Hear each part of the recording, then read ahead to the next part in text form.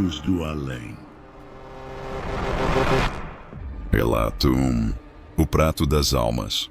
Eu cresci em uma pequena cidade no interior de Minas Gerais, daquelas onde todo mundo conhece todo mundo e as tradições são levadas muito a sério. Na minha família, por mais que ninguém fosse extremamente religioso, o respeito pela quaresma era lei. Minha avó dizia que era um tempo sagrado, em que o mundo dos vivos e o dos mortos ficavam próximos demais. A gente tinha que tomar cuidado. Eu nunca duvidei dela, não depois do que aconteceu com meu irmão. Minha avó era quem fazia questão de seguir todos os costumes. A tradição na nossa cidade dizia que, na quaresma, precisávamos deixar um prato de comida na mesa antes de dormir, como oferenda para as almas que voltavam para visitar o lar. Era um gesto de respeito, um pedido para que não levassem nada de valor, nem ninguém. Minha avó fazia isso todo ano. Ela dizia: os mortos têm fome, e não há nada pior do que um espírito faminto. Eu sempre respeitei essas coisas. Cresci ouvindo histórias de assombrações, de gente que adoecia sem explicação depois de desrespeitar algum costume. Nunca duvidei de nada disso. Já meu irmão, o Caio, não acreditava em nada. Ele era mais novo, tinha 11 anos, e sempre foi do tipo teimoso. Naquela noite, faltavam poucos dias para a quaresma começar. Minha mãe colocou o prato na mesa e nos lembrou: ninguém toca nisso. É pras almas, tem que respeitar. Eu só balancei a cabeça, mas Caio riu. Disse que tudo aquilo era bobagem, coisa de gente antiga, que alma não come e que era só comida desperdiçada. Eu revirei os olhos e falei para ele não desafiar essas coisas, que não custava nada respeitar. Ele não se importou. Como sempre, naquela noite eu fui dormir cedo, mas acordei de madrugada com sede. Quando passei pela cozinha, senti um calafrio. Lá estava o Caio, sentado à mesa, devorando o pão que minha mãe tinha deixado para as almas. Comia apressado, como se estivesse morrendo de fome. Caio, eu sussurrei, tentando não fazer barulho. O que você está fazendo? Ele me olhou e fez um gesto para eu ficar quieta, rindo como se fosse uma brincadeira. Não acredito que você tem medo disso, é só comida. Naquele momento eu senti um frio estranho. Não era só o vento gelado da madrugada, era um arrepio. Na manhã seguinte, o sol já atravessava as frestas da janela quando ouvi minha mãe soltando um suspiro alto na cozinha. A voz dela ecoou pela casa. Quem foi que mexeu no prato das almas? O tom de preocupação fez meu estômago revirar. Levantei num pulo e fui até lá. Ela estava parada ao lado da mesa, olhando para o prato que havia deixado na noite anterior. O pedaço de pão estava pela metade, mordido. O arroz tinha marcas de dedos espalhado pelo prato e o copo de água estava vazio. Minha mãe olhou para mim com a testa franzida. Perguntou se eu tinha visto alguma coisa, se tinha sido eu. Balancei a cabeça, negando com tanta força que senti o pescoço doer. Foi então que Caio apareceu na porta, esfregando os olhos, com aquela expressão de sono preguiçoso. Minha mãe perguntou se tinha sido ele, mas ele só deu de ombros negando. Eu sabia que ele estava mentindo. Dava para ver no jeito que desviou o olhar, tentando disfarçar. Minha mãe limpou o prato com um pano, murmurando rezas enquanto fazia o sinal da cruz. Depois, jogou a comida fora e lavou as mãos 3 vezes na pia. Tudo isso enquanto eu olhava para Caio com o coração pesado, sentindo um arrepio subir pela espinha. Algo me dizia que aquela não seria a última vez que falaríamos sobre aquilo. Nos dias seguintes, Caio começou a ficar estranho. Primeiro, perdeu o apetite. Não queria comer nada e vivia reclamando de dor de estômago. Minha mãe achou que era virose, mas logo ele começou a definhar. Perdeu peso rápido demais. Ficou pálido, os olhos fundos. Passava o dia todo deitado, gemendo baixinho de dor.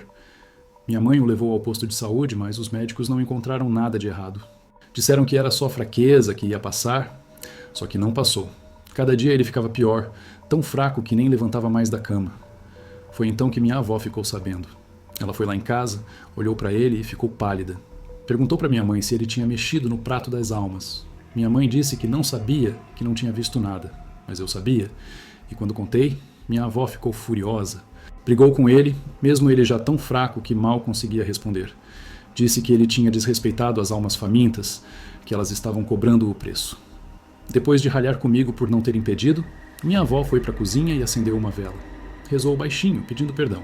Depois, chamou minha mãe e disse que ia trazer ajuda, mas que hospital nenhum podia curar o que Caio tinha. Eu senti um arrepio. No fundo, eu sabia que ela estava certa. No dia seguinte, minha avó voltou com uma senhora que eu só tinha visto de longe, mas já tinha ouvido falar muito. Dona Zefa, a benzedeira da cidade. Era conhecida por curar todo tipo de mal, e diziam que ela tinha a visão, que enxergava o que ninguém mais via.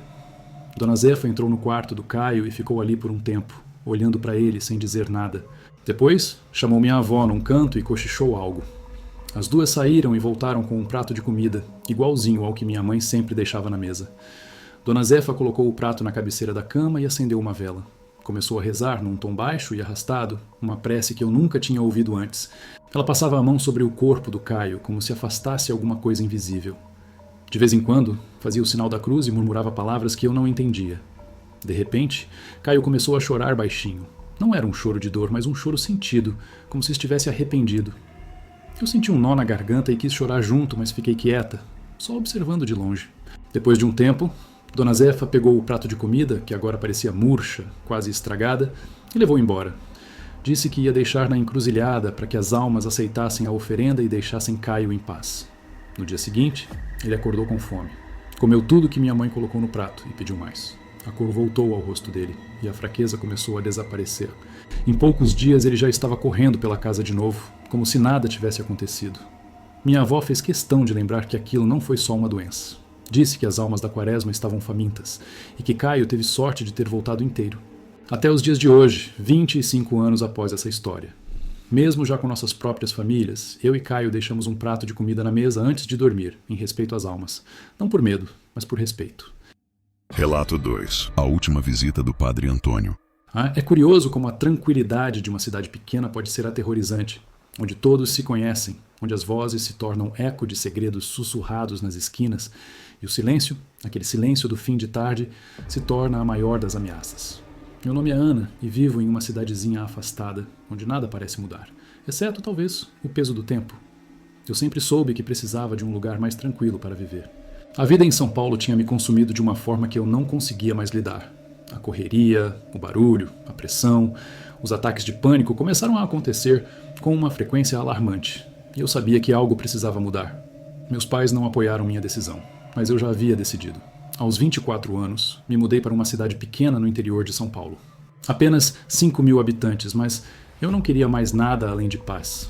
Eu queria sentir o vento no rosto sem o barulho de buzinas, queria ver o céu estrelado sem luzes de rua me cegando. Cheguei na cidade e, logo de cara, fui recebida por um calor humano que me fez sentir como se tivesse encontrado meu lugar. Todos eram tão simpáticos. As senhorinhas que passavam pela praça e sempre paravam para conversar, as crianças que corriam pela rua como se o tempo fosse eterno. E a padaria, claro, onde comecei a trabalhar logo depois de me instalar. A Dona Lourdes, era uma mulher adorável e um pouco mais velha do que eu, mas com o mesmo entusiasmo de quem ainda tinha muito a viver. A padaria era o centro da cidade, e nos meus primeiros dias eu já tinha feito amizade com praticamente todo mundo. Eu amava a vida simples que levava ali. Cada dia parecia mais tranquilo, e as conversas com os moradores, simples, mas cheias de histórias, eram o que eu mais esperava. Tudo na cidade parecia perfeito, até que pouco antes da quaresma, uma conversa com Dona Lourdes começou a me tirar da minha zona de conforto. Era uma tarde quente e o movimento na padaria estava mais tranquilo do que o normal. Dona Lourdes estava atrás do balcão, preparando alguns pães, quando ela me contou algo que me deixou inquieta. Você já ouviu falar do Padre Antônio? Ela me perguntou com um olhar distante. Quando neguei, ela continuou. Aqui, um velho padre, conhecido por ser rígido e devoto, desapareceu misteriosamente durante a quaresma, há muitos anos. Ele sumiu e ninguém nunca mais o viu. Mas dizem que, todo ano, um pouco antes da Páscoa, ele reaparece para bater na porta de uma casa específica, como se estivesse buscando algo ou alguém. Fiquei em silêncio, tentando absorver as palavras dela. Eu já havia ouvido algumas lendas locais, mas essa me deixou desconfortável. Ela pausou por um momento, olhou para mim e, com um sorriso que não parecia de todo reconfortante, disse: Eu sempre ouvi que ele vinha para abençoar as almas que ele não conseguiu salvar. Mas, se você perguntar para os mais velhos, eles dizem que o padre vem buscar as almas sim, mas não para abençoá-las. Ele vem para levar aquelas que não foram redimidas. Eu ri um pouco nervosa, tentando desviar o foco da conversa. Não acreditava muito nessas histórias. Afinal, era só uma lenda, não é? Mas a maneira como ela falou, algo naquela história ficou grudado na minha mente, como se de algum jeito fosse real. Cheguei em casa mais cedo aquele dia e, como de costume, trancava todas as portas e janelas. Minha casa, apesar de pequena, sempre foi meu refúgio, meu espaço seguro. No entanto, naquela noite, não pude ignorar o peso da solidão. Algo estava estranho. Eu sabia que algo ia acontecer, mas não sabia o quê. Fui para a cama, mas o sono parecia fugir de mim. Fiquei virando e revirando, tentando acalmar minha mente, mas o som da porta de entrada me tirava o sono. Eu não sabia se tinha ouvido algo ou se minha mente estava apenas tentando me assustar, mas decidi levantar e verificar. Ao chegar na sala, vi que a porta estava entreaberta algo que não fazia sentido, já que eu havia trancado tudo antes de me deitar. O frio na espinha tomou conta de mim, e o ar na casa parecia mais denso, mais carregado. Eu me aproximei da porta, e quando a toquei, percebi que não estava apenas entreaberta. Ela estava trancada, mas com a chave do lado de fora. Meu coração disparou. Algo estava errado. Eu sabia que ninguém mais tinha a chave da minha casa. Meu estômago revirou, e uma sensação de claustrofobia tomou conta de mim. Respirei fundo e decidi investigar. A rua estava silenciosa, ainda deserta. Não havia marcas de pegadas na calçada, nenhuma janela quebrada. Nada que indicasse que alguém tivesse entrado. Mas o que eu sentia não podia ser explicado apenas pela lógica. Era um pressentimento, um aperto no peito, uma sensação de que alguém, estava me vigiando. No dia seguinte, ainda em choque, fui trabalhar na padaria. Como se nada tivesse acontecido, mas dentro de mim eu sabia que algo estava errado. Quando contei para Dona Lourdes o que havia acontecido, ela ficou pálida, mais do que o normal. Ela ficou em silêncio por um momento, como se ponderasse suas palavras. Ana, você precisa sair dessa casa antes que a quaresma termine, ela disse com um tom grave que eu nunca havia ouvido nela. O padre Antônio não vai parar de vir. Se ele tocou a sua porta, ele vem buscar você. E não é só uma lenda, ele leva.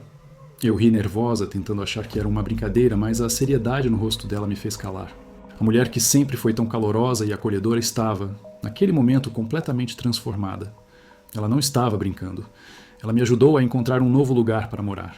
A casa onde eu vivia nunca mais foi alugada e, aos poucos, as pessoas começaram a falar sobre o que aconteceu ali.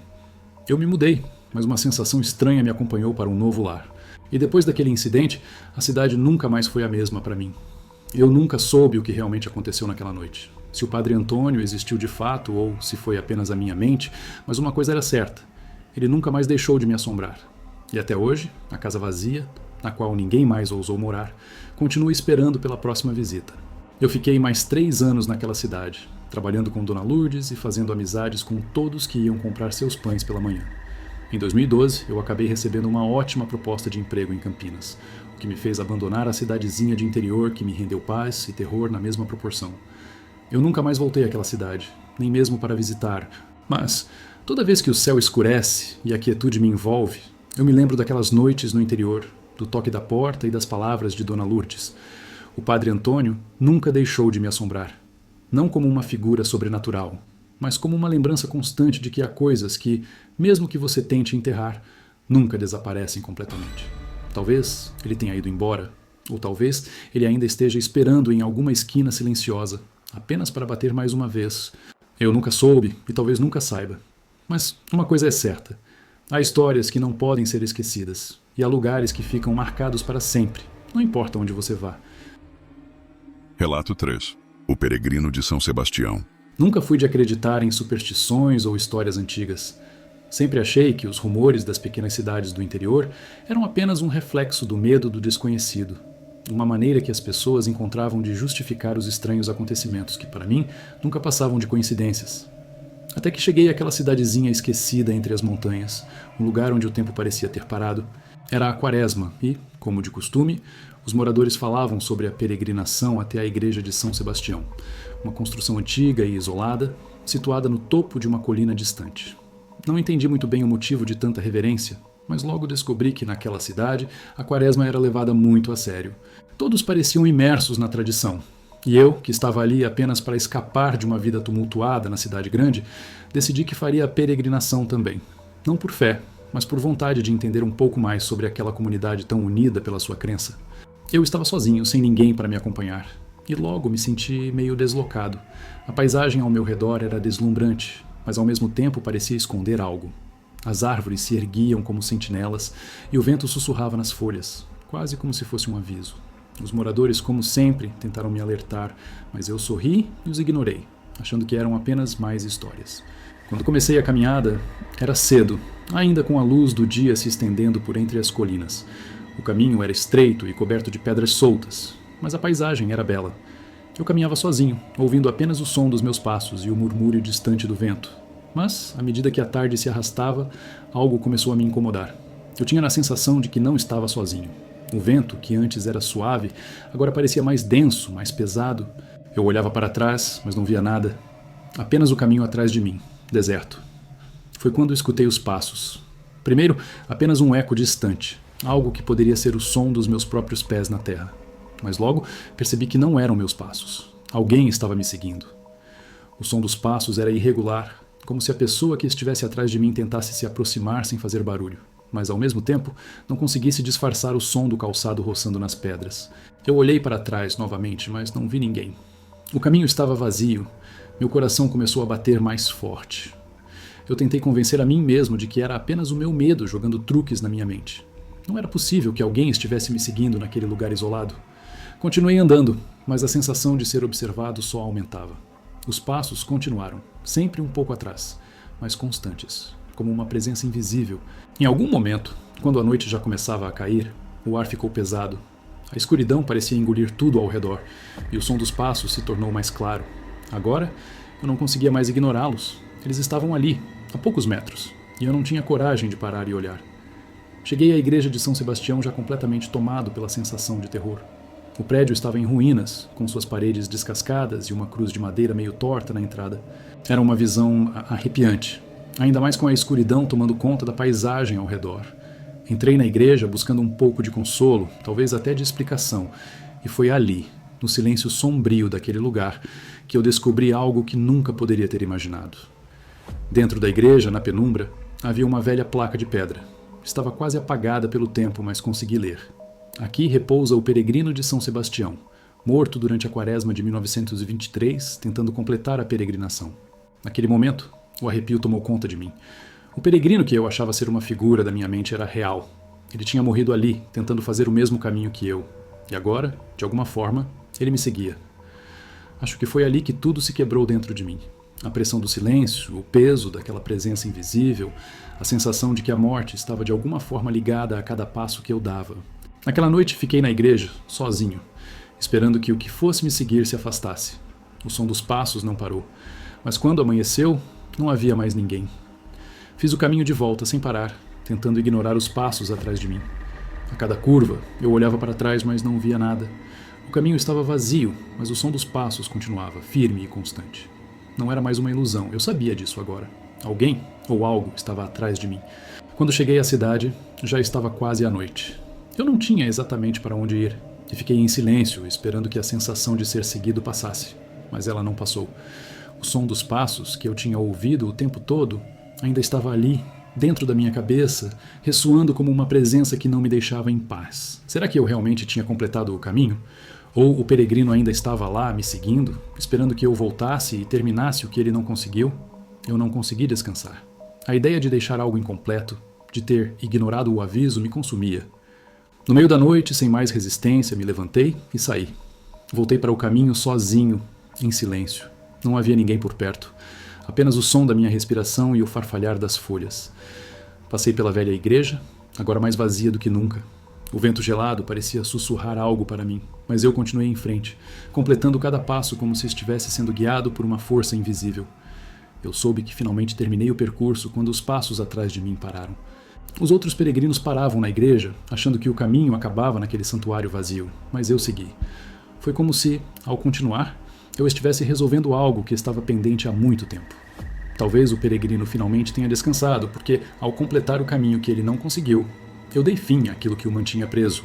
Talvez no fim, a verdadeira peregrinação não seja sobre chegar à igreja. É sobre ir além, ir até onde os outros têm medo de ir, até onde ninguém mais quer enfrentar. E agora, ao olhar para trás, sei que aquele espírito encontrou paz. Você chegou até aqui, parabéns. Nem todos têm coragem de encarar o desconhecido até o fim. Se gostou do vídeo, deixe seu like e se inscreva. Comente aí o que achou. E se você tem uma história assustadora para contar, envie seu relato para o e-mail na descrição. Quem sabe, sua experiência pode ser a próxima a assombrar este canal. Nos vemos no próximo vídeo.